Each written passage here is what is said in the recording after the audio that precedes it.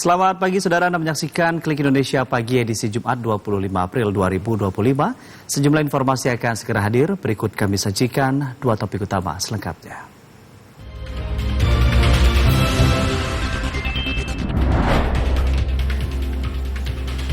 Menteri Agama Nasaruddin Umar menghadiri misa requiem untuk mendiang Paus Fransiskus di Gereja Katedral Jakarta.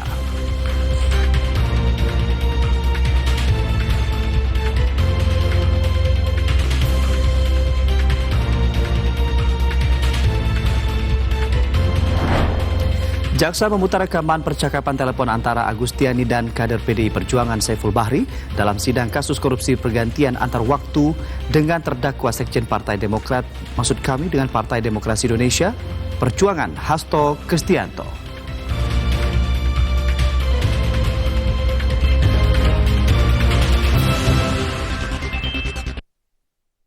Gereja Katedral Jakarta menggelar misa requiem untuk Paus Fransiskus Kamis petang. Misa arwah Paus Fransiskus dipimpin Duta Besar Vatikan untuk Indonesia, Monsignor Piero Piopo. Duta Besar Vatikan untuk Indonesia, Monsignor Piero Piopo, memimpin misa requiem untuk mendoakan mendiang Paus Fransiskus di Gereja Katedral Jakarta hari ini. Dalam misa arwah, Monsignor Piopo menyampaikan rasa syukur dan penghormatan mendalam atas sosok Paus Fransiskus yang telah mempersembahkan hidup sepenuhnya untuk pelayanan umat. Duta Besar Vatikan juga menceritakan perjalanan hidup Paus Fransiskus sejak masa kanak-kanak hingga terpilih sebagai Paus pada 13 Maret 2013. Selama kepemimpinannya, Paus Fransiskus dikenal mempersembahkan hidupnya tanpa ragu atau syarat kepada Yesus. Monsignor Piopo juga mengenang kunjungan Paus Fransiskus ke Indonesia pada September tahun lalu. Selama 3 hari penuh, Paus menunjukkan perhatian dan hormatnya kepada negara Indonesia, masyarakat, gereja Katolik, serta agama-agama besar yang ada di Indonesia. Dalam kesempatan tersebut, Duta Besar Vatikan mengucapkan terima kasih kepada seluruh umat yang hadir dalam misa arwah dan berpesan bahwa Paus Fransiskus kini telah mempersembahkan seluruh umat kepada Allah di surga.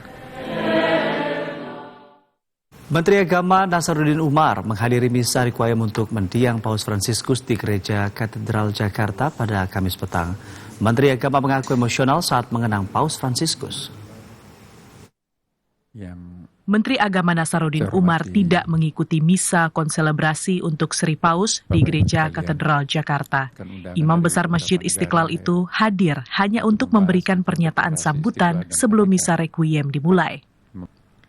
Saat memberikan ucapan bela sungkawa dan doa, Menak Nasaruddin tampak terdengar terisak-isak mengenang mendiang Paus Fransiskus. Menak mengatakan ia masih membayangkan momen-momen bersama dengan Paus Fransiskus saat berkunjung ke Masjid Istiqlal tahun lalu. Menak juga menyampaikan pesan Sri Paus yang perlu diingat oleh seluruh manusia, apapun agamanya, yakni selalu mengedepankan dialog perdamaian dalam menyelesaikan konflik, bukan dengan cara kekerasan. Selain itu, Sri Paus juga meminta seluruh umat untuk bersahabat dengan alam dengan tidak merusaknya. Menak Nasaruddin lalu mengajak semua orang untuk mencontoh dan meniru hal baik yang dilakukan Paus sebagai manusia sejati. Mari kita mengambil pelajaran berharga dari beliau. Memang beliau sudah wafat, tapi insya Allah akan tetap hidup pesan-pesannya di dalam batin kita. Ya, orang bijak tidak pernah wafat, melainkan dia akan semakin hidup. Ya, seperti lilin yang menyala di dalam kalbu kita dan dalam pikiran kita masing-masing. Mudah-mudahan kita semua bisa mencontoh, sekecil apapun yang bisa kita contoh dari beliau. Syukur-syukur kita bisa mencontoh lebih banyak. Mari kita menjadi manusia sejati, meniru apa yang dilakukan oleh beliau. Menteri Agama Nasaruddin Umar meyakini semua umat di dunia merasa kehilangan karena ditinggalkan oleh orang terbaik. Namun Menak mengingatkan bahwa orang bijak tidak akan pernah wafat, melainkan akan semakin hidup seperti lilin yang menyala di kalbu setiap insan. Masyarakat khususnya umat Katolik terus memadati Basilika Santo Petrus di Vatikan, tempat jenazah Paus Fransiskus disemayamkan sementara. Sebelumnya dimakamkan pada Sabtu 26 April mendatang. Maksud kami 26 April mendatang. Lebih dari 20.000 peziarah berkumpul di lapangan Santo Petrus untuk melihat prosesi pemindahan peti jenazah Paus dari kediamannya ke Basilika Santo Petrus kemarin. Saat peti jenazah melintasi lapangan, lonceng berdentang dan kerumunan bertepuk tangan. Ini merupakan tanda penghormatan tradisional ala Italia. Padatnya pelayat Paus Fransiskus terus berdatangan, baik warga setempat maupun warga dari berbagai negara yang secara khusus ingin melayat Paus Fransiskus. Media Italia melaporkan setelah acara dimulai, antrean mencapai 8 jam. Menjelang sore, puluhan ribu orang sudah memenuhi alun-alun. Vatikan mengatakan mereka mungkin akan memperpanjang jam buka gereja hingga lewat tengah malam karena banyaknya orang yang ingin memberikan penghormatan terakhir. Gereja tersebut sedianya ditutup pada tengah malam waktu setempat pada Rabu dan Kamis pukul 19 pada Jumat sebelum peti jenazah disegel. Sebelumnya, para kardinal dan pastor mengantar peti jenazah Paus dari kediaman pribadinya di Wisma Tamu Casa Santa Marta ke Basilika Santo Petrus. Prosesi tersebut berlangsung kurang dari 40 menit. Garda Swiss yang bertanggung jawab atas keselamatan Paus mengawal peti jenazah Paus Fransiskus ke altar gereja. Jenazahnya akan disemayamkan di gereja hingga Jumat malam. Paus wafat pada hari Senin di usia 88 tahun setelah terserang stroke dan berjuang melawan pneumonia ganda yang menyebabkan ia dirawat di rumah sakit selama 5 minggu pada awal tahun ini. Paus Fransiskus merupakan pemimpin Gereja Katolik Amerika Latin pertama yang telah memegang jabatan tersebut selama 12 tahun. Uskup Agung Jakarta Kardinal Ignatius Suharyo akan mengikuti konflag di Vatikan. Kardinal Ignatius Suharyo akan berangkat pada Minggu 4 Mei 2025.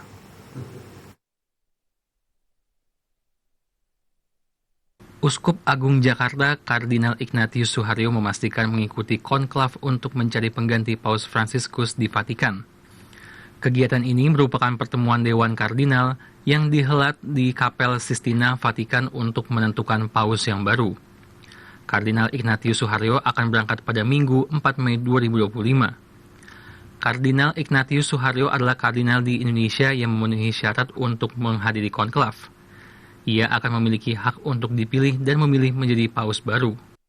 Saya baru akan berangkat nanti pada tanggal 4 Mei untuk mengikuti konklav. Banyak kardinal sudah banyak yang hadir di Vatikan, di Roma, dan mereka saya dengar mengadakan pertemuan setiap hari jam 9 untuk persiapan konklav. Uskup Agung Jakarta Kardinal Ignatius Suharyo mengatakan, sudah banyak kardinal yang hadir saat ini di Vatikan. Mereka setiap hari mengadakan pertemuan untuk persiapan konklav. Ucapan bela sungkawa terus mengalir dari berbagai kalangan atas wafatnya Paus Fransiskus. Salah satunya dari Dr. John N. Palinggi selaku Ketua Harian BISMA atau Badan Interaksi Sosial Masyarakat Wadah Kerukunan Umat Beragama di Indonesia. Dr. John N. Palinggi, Ketua Harian Badan Interaksi Sosial Masyarakat Wadah Kerukunan Umat Beragama Indonesia atau BISMA mengungkapkan duka cita yang mendalam atas wafatnya Paus Fransiskus. John Palinggi mengungkapkan gagasan Paus Fransiskus tentang persaudaraan dan persahabatan antar umat manusia yang dikenal dengan ensiklik Fratelli Tutti sangat menginspirasi dan mendapat sambutan luas dari berbagai kalangan masyarakat dunia.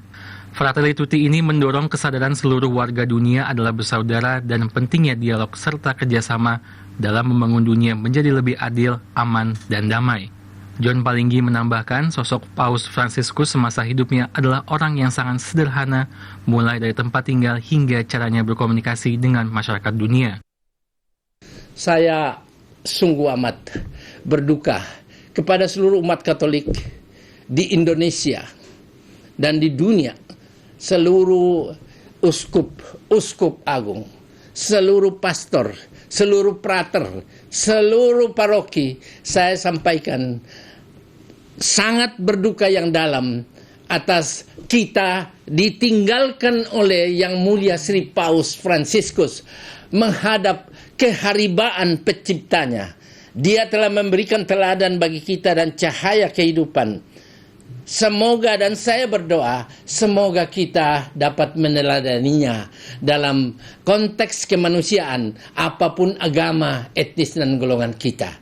Itulah pengharapan saya. Sekali lagi, terima rasa duka cita saya kepada seluruh umat Katolik. John Palinggi menegaskan bahwa pandangan hidupnya selaras dengan gagasan Paus Fransiskus, yaitu membangun persaudaraan dengan semua pihak, mengasihi sesama umat beragama, dan hidup dalam cinta kasih kepada seluruh manusia tanpa melihat perbedaan. Presiden Republik Indonesia Prabowo Subianto menerima kunjungan resmi Perdana Menteri Republik Fiji, Siti Feni Rabuka di Istana Merdeka, Jakarta. Pertemuan membahas jumlah hal, salah satunya adalah Presiden Prabowo mengundang pemerintah Fiji untuk menggelar latihan militer bersama.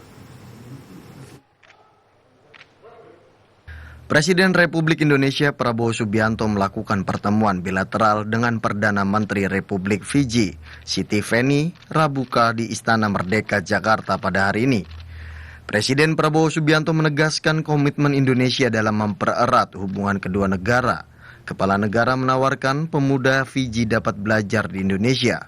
Selain itu, Indonesia terbuka menggelar latihan militer bersama dengan negara di Pasifik itu. Kami juga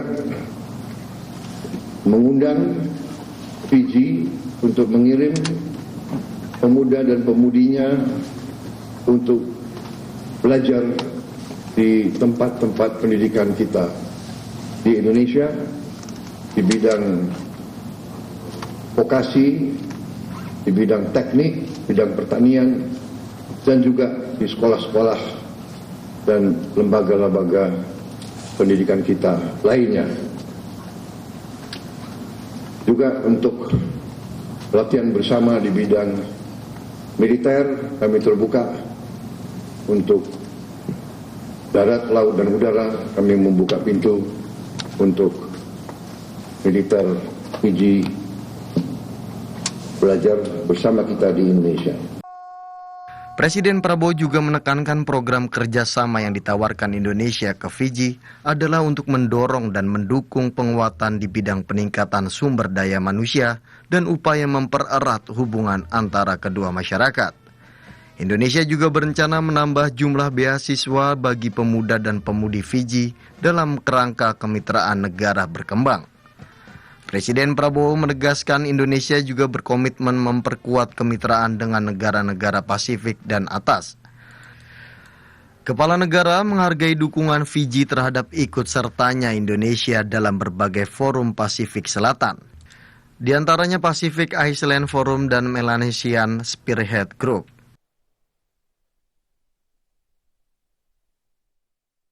Presiden Prabowo Subianto menunjukkan sejumlah keberhasilan pembangunan pertanian dalam 6 bulan masa pemerintahannya kepada Perdana Menteri Republik Fiji, Siti Feni Rabuka. Presiden Prabowo Subianto menjelaskan sektor pertanian Indonesia mengalami peningkatan signifikan dalam 6 bulan terakhir, seperti produksi tanaman kedelai, gandum, padi, dan jagung. Lonjakan produktivitas ini berkat pengembangan varietas unggul dan teknologi pertanian terbaru. Selain itu, Presiden ingin Indonesia sepenuhnya mandiri dalam hal pangan. Saat ini progresnya sudah mulai terlihat dan menjanjikan. We are enhancing and strengthening our agriculture foundations. We want to be completely self-sufficient in food, and thank God we see very strong and promising progress. Even in the first 6 months of my government, production has increased to very high levels. Kepala negara juga membuka peluang bagi generasi muda Fiji untuk belajar langsung di Indonesia di bidang pertanian. Antara Fiji dan Indonesia memiliki kesamaan iklim tropis sehingga bisa tercapai kerjasama saling menguntungkan di bidang pertanian dan ketahanan pangan. Presiden Prabowo Subianto akan menambah kuota beasiswa untuk anak-anak muda dari Fiji untuk belajar di Indonesia. Selain itu, Presiden Prabowo menekankan program kerjasama untuk mendorong dan mendukung penguatan di bidang peningkatan sumber daya manusia dan upaya mempererat hubungan antara kedua masyarakat. Presiden Prabowo Subianto akan menambah beasiswa kemitraan antara negara berkembang dan beasiswa untuk anak-anak muda Fiji yang ingin belajar di Indonesia. Pernyataan tersebut disampaikan Presiden saat keterangan pers bersama Perdana Menteri Republik Fiji, Siti Feni Rabuka, di Istana Merdeka, Jakarta. Pemuda dan pemudi Fiji diundang belajar di Indonesia mulai dari bidang teknik, pertanian, hingga vokasi. Kami juga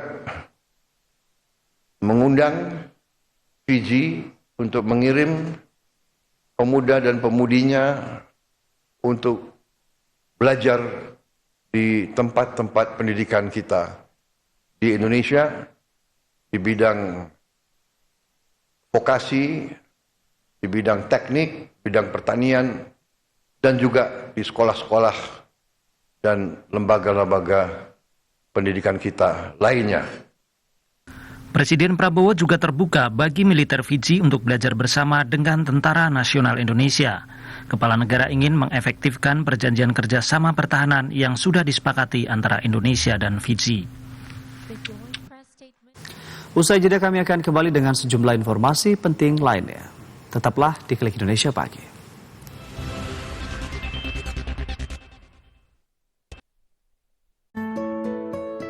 Kisah keseharian Dr. Dedi dan keluarga akan kembali hadir menemani. Duit kayak banyak, pasti kita jalan-jalan terus kan ya? Sebuah perjalanan yang lebih dalam dan penuh makna tentang pandangan akan problem sosial di sekitar kita. Apaan sih, lepasin? Saksikan Jendela Rumah Kita Reborn Season 2 setiap Kamis pukul 20 waktu Indonesia Barat.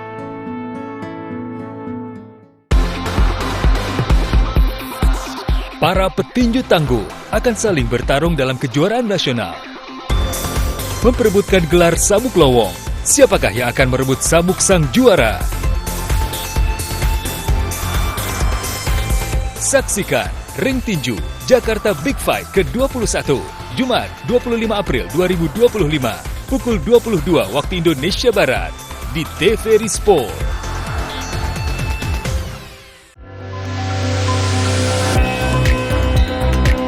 Bentangan alam nan memukau, seni dan warisan budaya yang beragam. Mari jelajahi keindahan Nusantara melalui program Pesona Indonesia setiap hari pukul 14 waktu Indonesia Barat.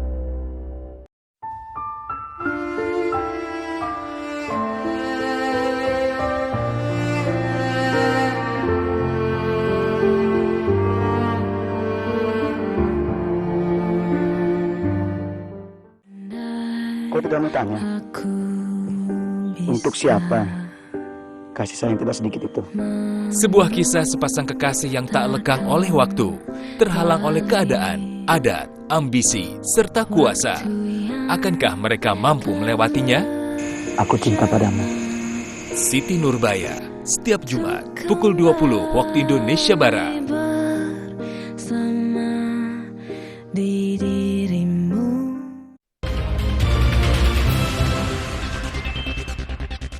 Terima kasih Anda kembali bersama kami, Klik Indonesia Pagi, TVRI. Sidang kasus korupsi pergantian antar waktu dengan terdakwa Sekjen Partai PDI Perjuangan, Hasto Kristianto, mengungkap adanya garansi atau pasang badan dari terdakwa proses PAW, Harun Masiku. Sidang lanjutan korupsi pergantian antar waktu PAW dengan terdakwa Sekjen PDIP Hasto Kristianto kembali digelar di Pengadilan Tindak Pidana Korupsi atau Tipikor, Jakarta Pusat. Agenda sidang pemeriksaan saksi dari jaksa yaitu pengacara PDIP Doni Tri Istiqomah, ex-komisioner Bawaslu Agustiani Tio Fridelina, dan kader PDIP Saiful Bahri. Namun hanya Doni Tri Istiqomah dan juga Tio Agustiani yang hadir, sementara Saiful Bahri tidak datang.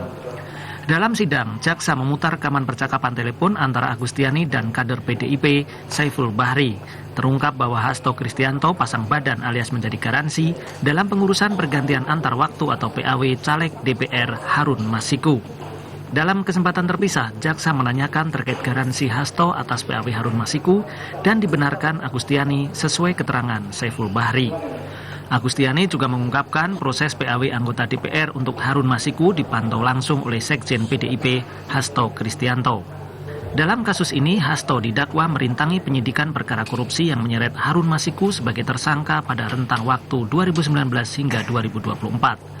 Hasto diduga memerintahkan Harun melalui penjaga rumah aspirasi Nur Hasan untuk merendam telepon genggam milik Harun Masiku pasca tangkap tangan KPK terhadap anggota KPU periode 2017-2022 Wahyu Setiawan.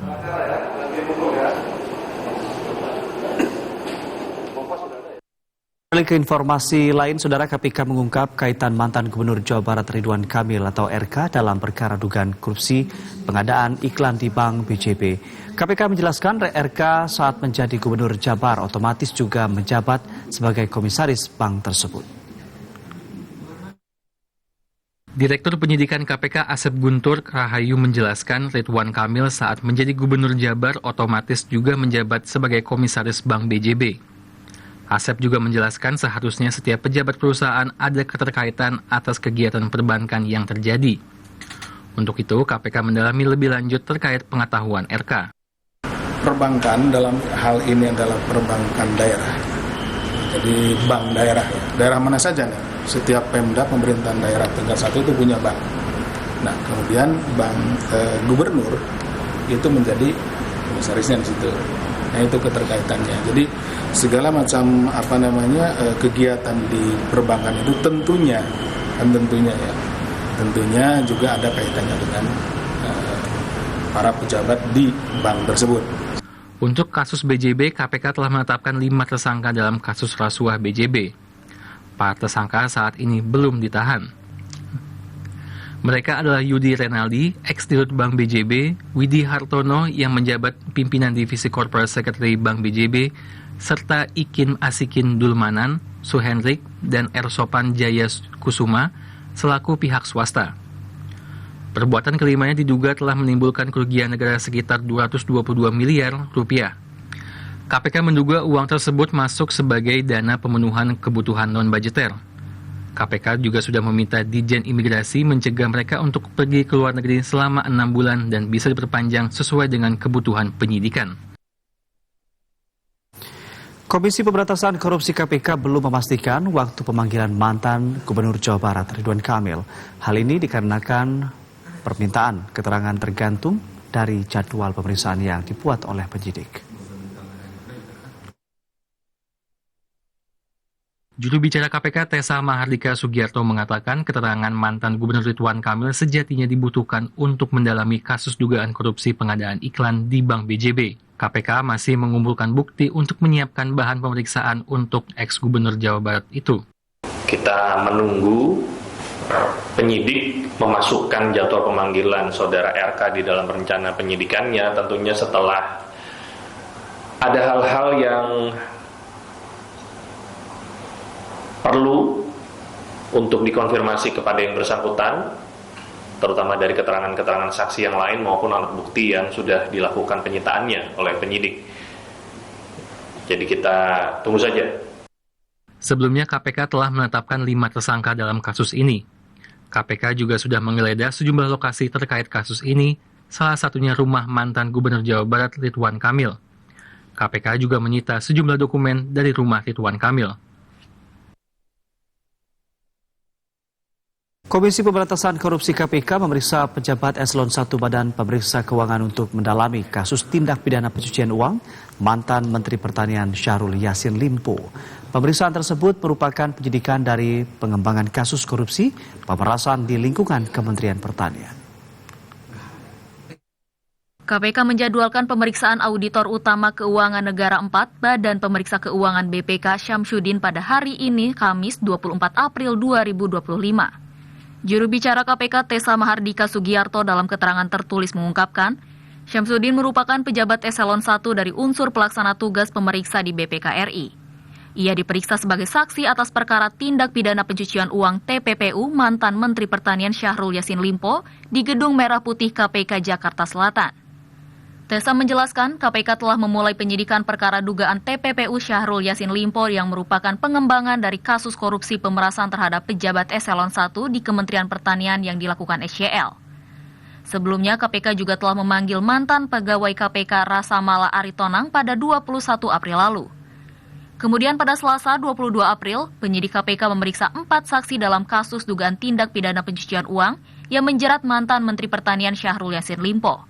4 saksi tersebut yakni Kepala Sekretariat AKN 4 Auditor Utama Keuangan Negara 4 BPK, Sandra Wilia Gusman, Sekretaris Ditjen Perkebunan Kementerian Pertanian Heru Tri Widarto, mantan Kepala Bagian Penganggaran Ditjen Perkebunan Kementan Ebi Rulianti, dan advokat dari Visi Law Office Rehan Rezkinata. Selain itu, pada Rabu 23 April, KPK memanggil Ketua Tim Teknis Pengadaan Pembekul Latek tahun 2021, Ratna Saryati, dan anggotanya yang bernama Andi Siti Fatimah untuk mendalami kasus ini.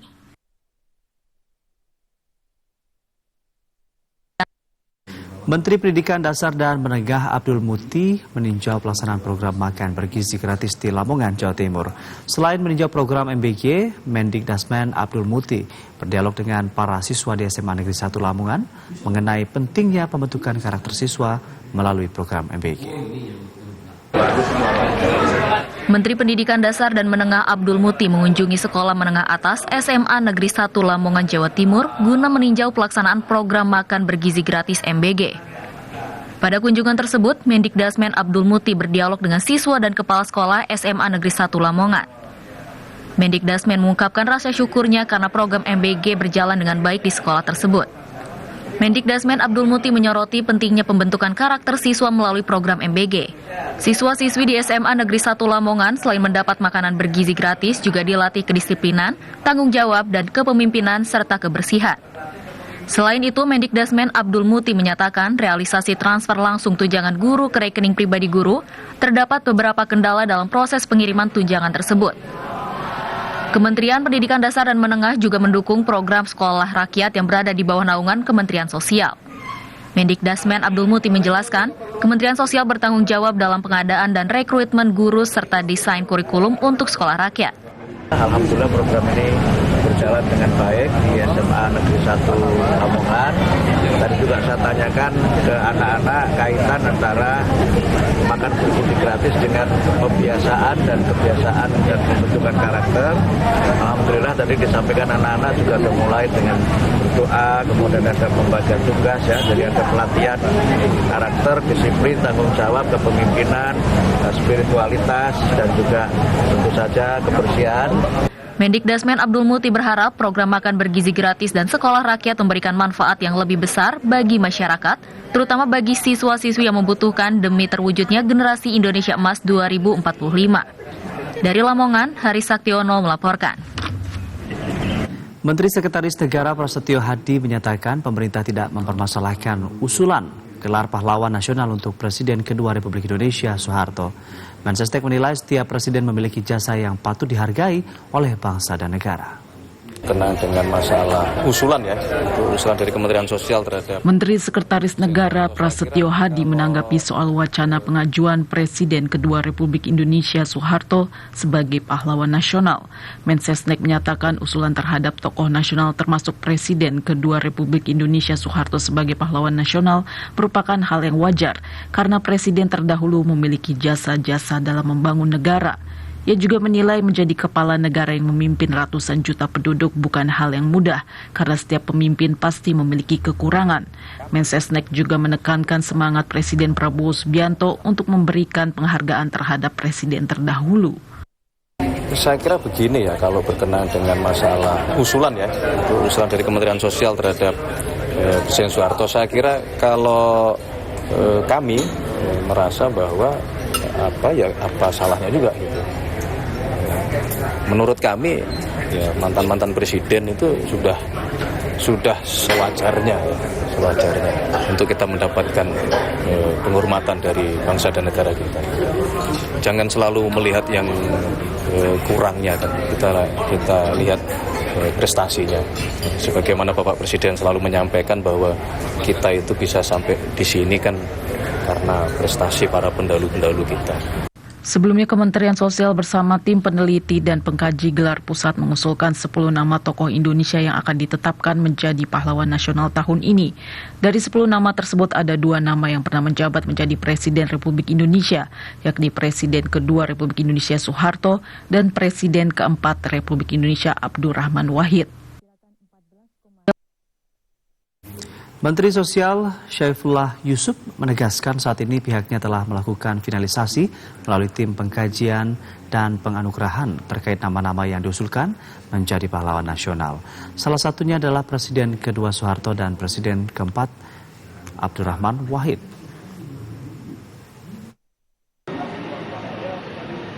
Menteri Sosial Syaifullah Yusuf mengatakan Kementerian Sosial mengusulkan Presiden kedua RI Soeharto dan Presiden keempat RI Abdurrahman Wahid sebagai tokoh yang akan mendapatkan gelar pahlawan nasional. Gelar tersebut berpeluang diberikan pada tahun ini. Hal ini disampaikan oleh Menteri Sosial Syaifullah Yusuf usai tinjauan ke Des Sekolah Rakyat di Kalibata, Jakarta Selatan pada Rabu siang. Menteri Sosial Syaifullah Yusuf menjelaskan bahwa Kemensos sedang melakukan finalisasi untuk mengkaji usulan dari provinsi. Dirinya mengatakan usulan tersebut berasal dari usulan masyarakat kemudian ke kabupaten atau kota dan ke provinsi. Setelah finalisasi dengan para akademisi, sejarawan, dan tokoh-tokoh masyarakat, nantinya setelah selesai akan dilanjutkan ke Dewan Gelar dan dikaji lagi dan selanjutnya baru diserahkan ke Presiden. Bersama-sama mendiskusikan usulan-usulan dari daerah. Nah, setelah itu kami nanti akan lanjutkan ke Dewan Gelar. Dewan Gelar nanti akan dikaji lagi dan baru selanjutnya ke Presiden. Nah, dari nama-nama yang ada yang ramai itu adalah tentu di situ ada Pak mantan Presiden Soeharto, ada Gus Dur, gitu, dan tokoh-tokoh lain lah banyak sekali yang itu semua memang punya peluang untuk diusulkan oleh Kementerian Sosial setelah nanti kajiannya tuntas. Terkait pro kontra nama Presiden kedua RI Soeharto, dirinya menilai semua manusia memiliki kelebihan dan kekurangan. Ini pula yang masih dipertimbangkan tim terhadap rencana pemberian gelar pahlawan kepada Soeharto. Menteri Perumahan dan Kawasan Permukiman Marwar Sirait resmi mengeluarkan kebijakan baru terkait kriteria masyarakat berpenghasilan rendah, dan kebijakan ini mengatur kenaikan batas maksimum masyarakat berpenghasilan rendah untuk menerima rumah subsidi menjadi 15 juta rupiah untuk wilayah Jabodetabek. Menteri Perumahan Rakyat menaikkan batas gaji dari 7 juta menjadi 12 juta rupiah bagi MBR yang belum menikah. MBR yang sudah menikah batas gaji sebesar 8 juta menjadi 14 juta. Hal ini berlaku di Jakarta, Bogor, Depok, Tangerang, dan Bekasi. Sementara itu Menteri Hukum Supratman Andi Aktas mengumumkan peraturan menteri tersebut sudah memiliki landasan hukum. Ketentuan ini tertuang dalam Peraturan Menteri Perumahan dan Kawasan Permukiman Republik Indonesia Nomor 5 Tahun 2025 tentang besaran penghasilan dan kriteria masyarakat berpenghasilan rendah serta persyaratan kemudahan pembangunan dan perolehan rumah. Dalam warga negara ada aturannya, yaitu MPR tadi. Ya, misalnya Jakarta sekitar 14 juta ya. Kedua, belum punya rumah pertama. Anda adalah wartawan, tapi juga warga negara. Kedua, sebagai wartawan menjaga demokrasi, ya, menjelaskan, menyampaikan yang benar, bukan yang enak di negara. Silakan menyampaikan yang benar, bukan yang enak. Tetapi negara juga berkewajiban memberikan tanpa kecuali. Kita sudah siapkan Pak Menteri 20.000 buat petani, 20.000 buat nelayan, 20.000 buat buruh, 20.000 buat tenaga kerja migran, 20.000 buat guru, buat TNI Angkatan Darat, 4.500 buat polisi, 14.500, ya, buat ojek. Penghasilan maksimal MBR yang bisa beli rumah subsidi dibedakan menjadi 4 wilayah. Gubernur Jakarta Pramono Anung mengaku terkejut mengetahui antusiasme masyarakat melamar sebagai petugas penanganan prasarana dan sarana umum atau PPSU yang mencapai 7.000 orang. Jumlah tersebut sangat tinggi meningkat kuota yang dibutuhkan pemerintah Provinsi DKI Jakarta sebanyak 1.100 orang PPSU.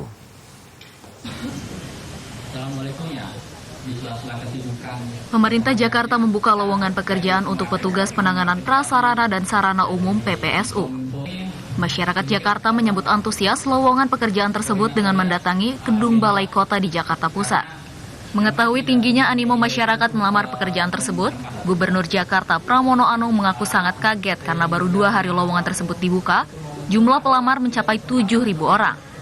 Hal ini melebihi batas kuota yang dibutuhkan, yakni 1.100 orang. Pramono menilai banyaknya pelamar kerja yang ingin menjadi petugas PPSU karena persyaratan ijazah yang dipermudah dengan batasan pendidikan yakni SD. Selain itu, perekrutan ini juga akan dilakukan secara transparan guna menghindari orang titipan atau orang dalam. Ini atau kemarin ternyata keinginan orang untuk bekerja sekarang menjadi tinggi banget. Apalagi ketika dirubah menjadi SD dan transparan. Saya secara pribadi saya kaget. Saya dilaporin sekarang ini yang mendaftar dalam waktu sebentar udah 7.000 lebih. Dari 1.100 yang akan kita terima. Mungkin kalau masa pendaftaran itu katakanlah seminggu 2 minggu lagi, pasti ini angkanya akan lebih besar daripada itu. Tetapi bagi saya pribadi transparansi ini menjadi hal yang sangat penting.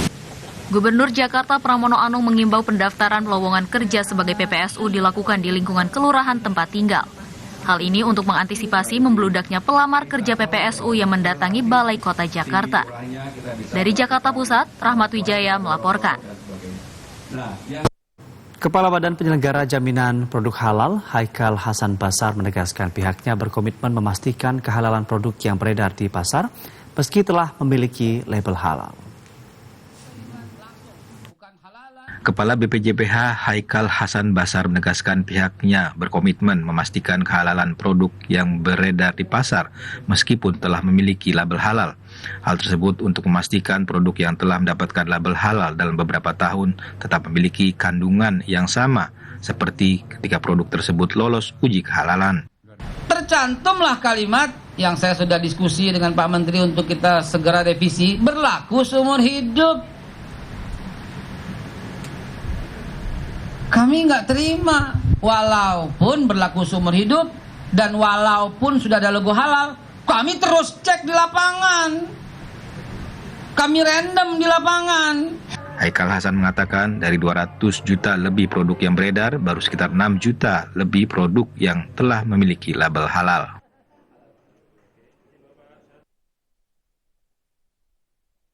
Satuan Tugas Pengamanan TNI Angkatan Laut bersama stakeholder Bandara Internasional Juanda berhasil menggagalkan upaya pengiriman sarang burung walet seberat 21,61 kg atau senilai 216 juta rupiah melalui bagasi penumpang di Terminal 2 Bandara Internasional Juanda, Surabaya. Penggagalan pengiriman sarang burung walet ini berawal dari informasi yang diterima, dilanjutkan dengan analisa bagasi penumpang keberangkatan melalui PRM dengan tujuan Singapura via pesawat udara Singapore Airlines. Berdasarkan informasi tersebut, Satgas PAM TNI Angkatan Laut Bandara Internasional Juanda bersama personel Airport Security Screening, Bea Cukai dan perwakilan maskapai melaksanakan pengawasan secara ketat terhadap bagasi barang penumpang. Hasil analisa dan pemeriksaan fisik ditemukan 2 koper bagasi berisi 26 boks paket sarang burung walet dengan berat bruto 21,61 kg tanpa dilengkapi dokumen resmi yang selanjutnya diamankan di kantor Detpom Lanut AL Juanda. Tindakan pengiriman sarang burung walet ini melanggar peraturan perdagangan tentang ketentuan ekspor sarang burung walet. Komandan Lanut AL Juanda Kolonel Laut Pelaut Gugus Wahyu yang diwakili oleh Dansat Gaspam Bandara Internasional Juanda, Letkol Laut Pelaut Trai Terianom, menjelaskan keberhasilan penggagalan sarang burung walet ini merupakan wujud solidaritas antara stakeholder Bandara Internasional Juanda. Keberhasilan penggagalan upaya pengiriman sarang burung walet ke Singapura ini selaras dengan kebijakan Kepala Staf Angkatan Laut, Laksamana TNI Muhammad Ali kepada seluruh jajaran TNI Angkatan Laut, agar selalu meningkatkan kesiapsiagaan dalam merespon cepat segala informasi, terutama segala bentuk tindakan ilegal yang terjadi baik di darat maupun di laut, serta bersinergi dengan instansi terkait guna menyelesaikan permasalahan yang tengah dihadapi.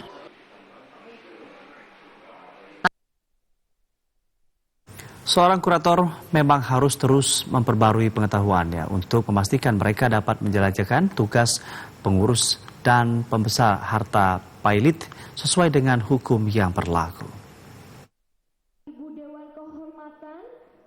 Ketua Ikatan Kurator dan Pengurus Indonesia (IKAPI) Oscar Sagita mengatakan seorang kurator harus terus memperbarui pengetahuan mereka terutama di bidang hukum.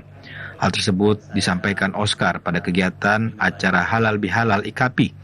Mengingat perubahan hukum yang berlaku di Indonesia, pembaruan ilmu tentang hukum bagi para kurator harus dilakukan secara berkala agar seorang kurator dapat melaksanakan tugas pengurusan harta pailit secara lebih efektif. Kita setiap tahun selalu mengadakan pendidikan lanjutan dan juga ada upgrading yang kita lakukan secara reguler, yaitu kita lakukan dengan tujuan supaya teman-teman atau rekan-rekan kurator dan pengurus bisa lebih meningkat dan update dengan perkembangan pengetahuan maupun ilmu-ilmu hukum yang terbaru.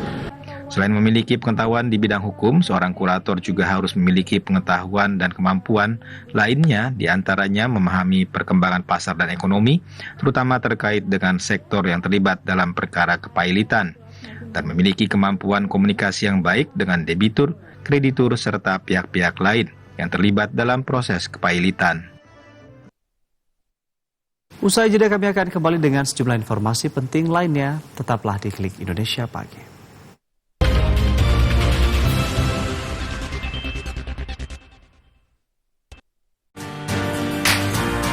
Pusdiklat LPP TVRI membuka pelatihan untuk masyarakat umum, kamerawan televisi dan reporter televisi 5-9 Mei 2025, video editor dan pembawa acara atau Master of Ceremony 19-23 Mei 2025.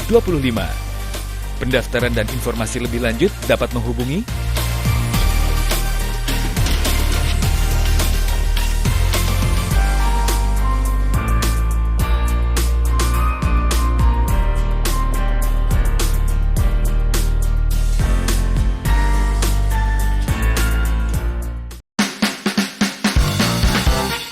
membahas ragam topik menarik dengan tema berbeda setiap minggunya bersama bintang tamu keren dan performance spesial yang gak kalah seru. Jadi kalau ada tetangga-tetangga bilang, ih lo pede banget, iyalah siapa tuh jadi artis beneran ya. Ketika orang berbuat dengan sesuatu dengan niat yang bagus, maka Allah akan bukakan orang tersebut 70 pintu hidayah. Bikin asik aja setiap Sabtu pukul 8 waktu Indonesia Barat.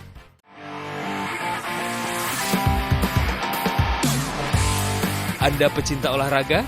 Perbaharui informasi Anda seputar dunia olahraga dengan menyaksikan Monitor Olahraga.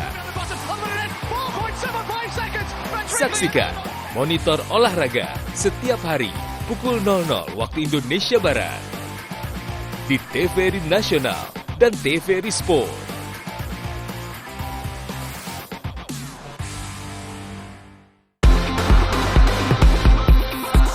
Para petinju tangguh akan saling bertarung dalam kejuaraan nasional. Memperebutkan gelar Sabuk Lowong. Siapakah yang akan merebut sabuk sang juara? Saksikan Ring Tinju Jakarta Big Fight ke-21, Jumat 25 April 2025, pukul 22 waktu Indonesia Barat, di TVRI Sport.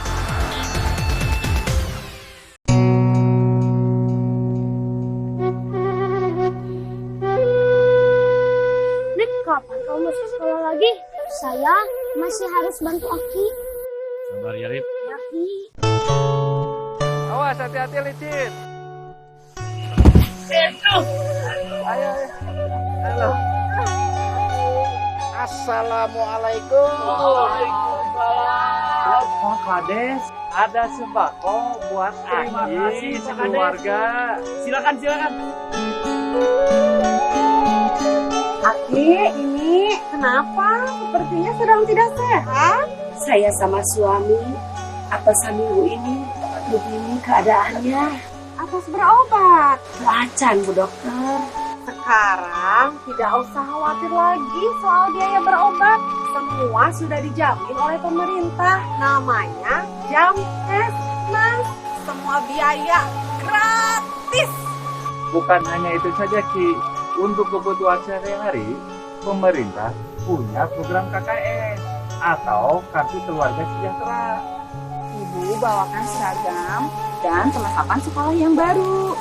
Bantuan pendidikan dari pemerintah atau PIP. Alhamdulillah, kini Alif bisa sekolah lagi. Yeay! Sekarang giliran saya, Pak Kades. Saya dapat apa dong, Pak Kades? Dapat ini aja, Bang Aep. Ayo, dukung gerakan pengentasan kemiskinan. Tiap warga Indonesia berhak mendapatkan layanan kesehatan yang baik dan bermutu. Dengan pendidikan yang baik, mari ciptakan generasi Indonesia emas.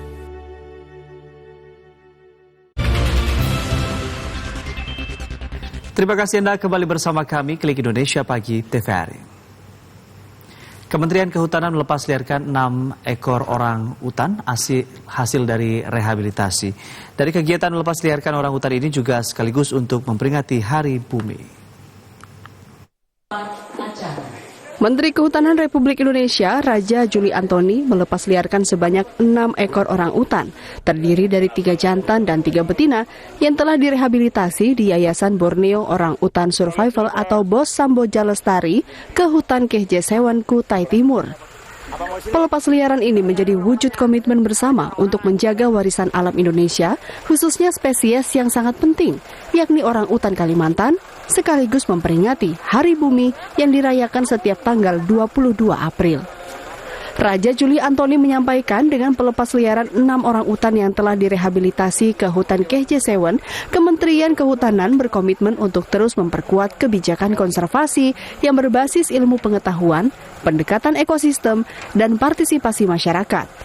Sementara itu dari 6 orang utan yang dilepas liarkan, beberapa diantaranya didapatkan dari masyarakat saat terjadi konflik hewan primata di Kutai Timur dalam keadaan yang tidak sehat. Sama serius untuk menyelamatkan orang hutan sebagai salah satu binatang yang terancam ya karena desakan pembangunan dan kerusakan lingkungan baik oleh manusia maupun oleh proses alam ya semacam kebakaran hutan. Jadi ada kebahagiaan tentunya sekaligus kebahagiaan karena kita bisa merilis 6 orang hutan tersebut, mereka akan kembali ke habitatnya. Tapi sekaligus ini juga bukan tantangan bagi kami, pemerintah pusat dan daerah dan seluruh stakeholder tadi untuk lebih serius lagi menjaga kelestarian hutan, ekosistem dan habitat orang hutan dan satwa lainnya, sehingga tidak banyak yang kemudian harus dikonservasi ya, semacam di sini, di tempat ini. Kemudian juga mengikuti pendidikan orang hutan, dicek kesehatannya dan kemudian dilepas liarkan. Raja Juli Antoni menambahkan kolaborasi yang erat antara pemerintah, masyarakat, dunia usaha dan lembaga konservasi merupakan kunci untuk memastikan hutan tetap menjadi rumah yang aman bagi orang utan dan seluruh kehidupan yang bergantung pada hutan. Andri Aprianto dari Kutai Kartanegara melaporkan. Nagekeo memiliki kekayaan budaya yang hingga saat ini masih terus dijaga. Salah satunya adalah kampung adat seperti Kampung Adat Kawa. Kampung ini menyimpan keunikan dan tradisi leluhur yang masih lestari.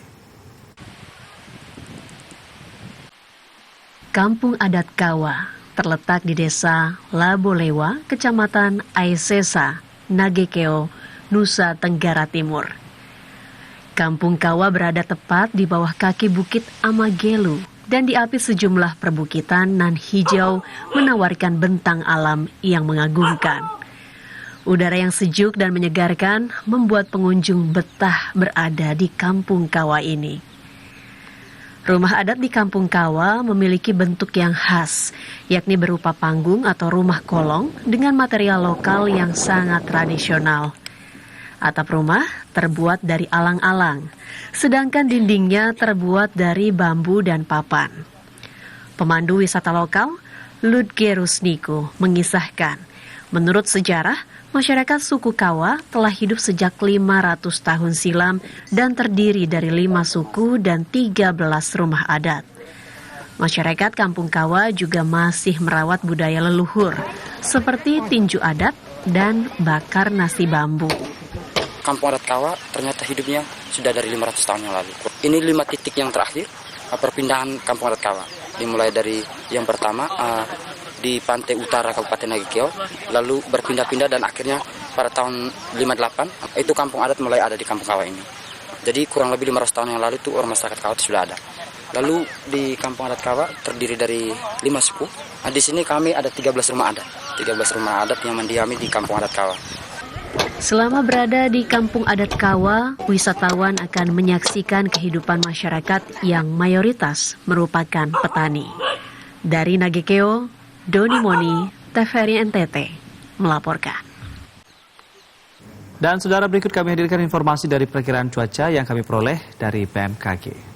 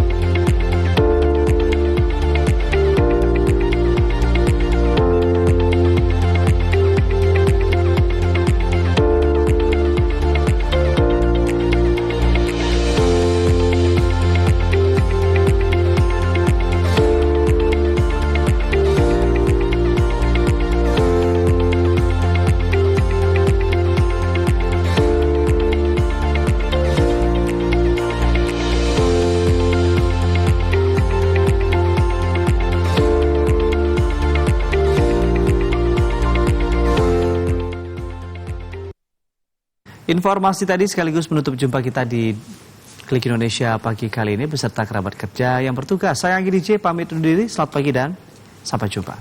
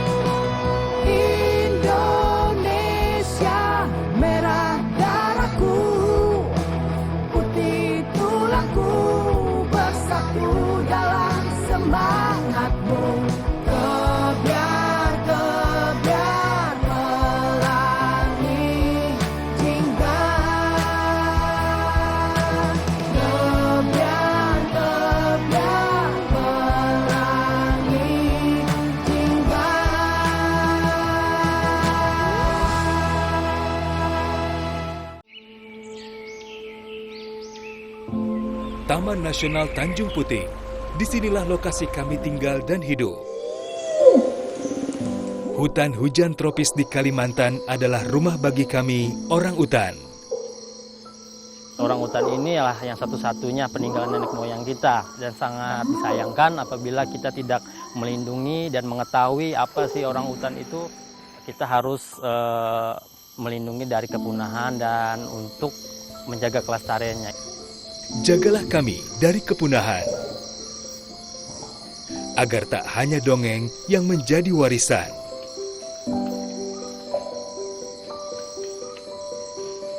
Kami juga memiliki hak hidup yang sama, seperti kalian, manusia. Pelihara hutan, selamatkan orang utan dari ancaman kepunahan.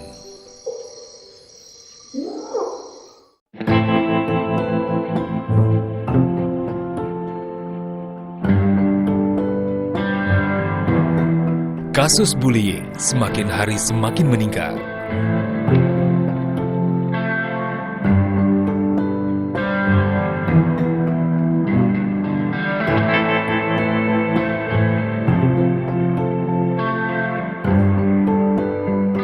Bullying tidak hanya fisik, bisa berupa ejekan, perundungan daring, bahkan pengucilan.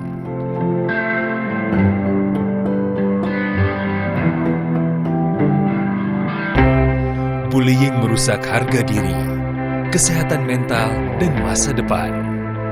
Sebagian korban dapat mengalami depresi dan kecemasan. Siapa saja bisa menjadi korban, tapi kita bisa menghentikannya. Saya pernah jadi korban. Saya tahu bagaimana rasanya. Kita harus berani bicara. Pelaku bullying dapat dikenakan ancaman pidana yang berat sesuai hukum di Indonesia. Bullying hanya akan berhenti jika kita berani bicara dan menolong. Jangan jadi penonton. Banyak korban sudah berjatuhan. Stop perundungan, mulai dari kita.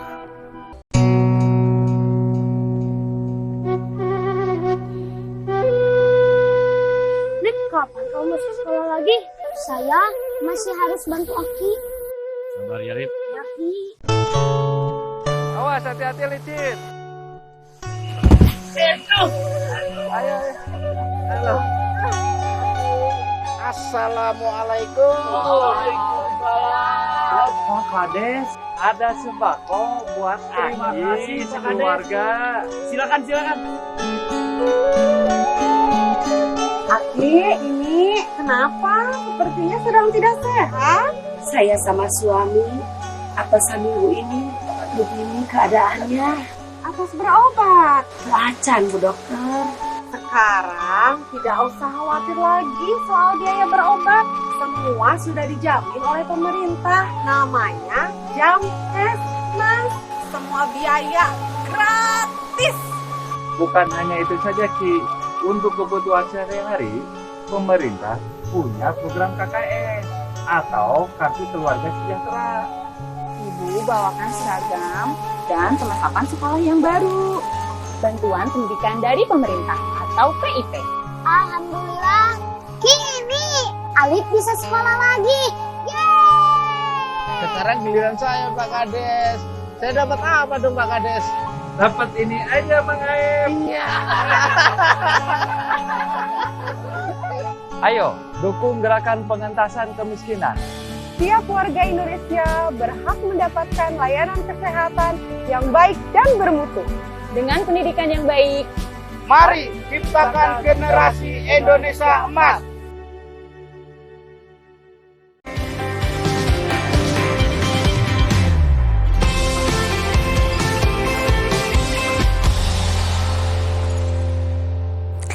Halo, selamat pagi pemirsa Jendela Negeri. Senang sekali Jendela Negeri kembali hadir menjumpai Anda selama 1 jam ke depan. Kali ini edisi Jumat 25 April 2025.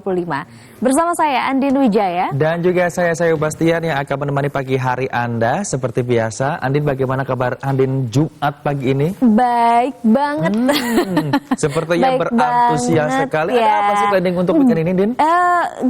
Sebenarnya planningnya ya seperti biasa lah. Maksudnya karena masih ada kerjaan juga ya kan. Kita kan nggak ada tanggal merah. Nah, itu tapi dia. tadi tuh aku sempat lihat juga ya apa namanya cuaca di luar tuh bagus banget gitu, cerah gitu. Jadi kayak semakin semangat aja nih untuk menyambut akhir pekan. Oke, gitu. jadi mestakung, semesta mendukung. Iya, mestakung ya. Kamu apa kabar tapi? Alhamdulillah sehat walafiat. Sehat Seperti ya? yang bisa lihat, segar kan? Sehat banget pokoknya ya. Walaupun ada yang ditunggu-tunggu, tapi kabar dia. Iya, siapa juga nggak tahu ya. Baik, Sami dan juga pemirsa, seperti seperti biasa kita ini akan memberikan informasi kepada pemirsa yang ada di rumah terkait informasi yang inspiratif begitu ya. Dan pagi hari ini kita akan membahas terkait dengan optimalisasi lahan untuk produktivitas. Di mana memang tema pagi ini terus sangat relevan ya tentunya, dan penting pastinya khususnya bagi masa depan pertanian, terus juga ketahanan pangan dan pembangunan berkelanjutan di negeri ini. Dimana juga tema kita hari ini adalah optimalisasi lahan untuk produktivitas ini bukan hanya membicarakan bagaimana cara mengelola lahan dengan lebih efisien, tapi juga menyentuh aspek keberlanjutan, inovasi dan juga kemandirian pangan ya. Nah, benar sekali Andi dan juga pemirsa, ternyata bahwa inovasi dalam irigasi, terus kemudian penumpukan, penataan lahan, terus teknik budidaya yang efisien ini ternyata dapat menjaga keseimbangan ekosistem, sekaligus ini bisa meningkatkan produktivitas. Dengan inovasi yang tepat, ternyata lahan suboptimal ini juga bisa memberikan kontribusi signifikan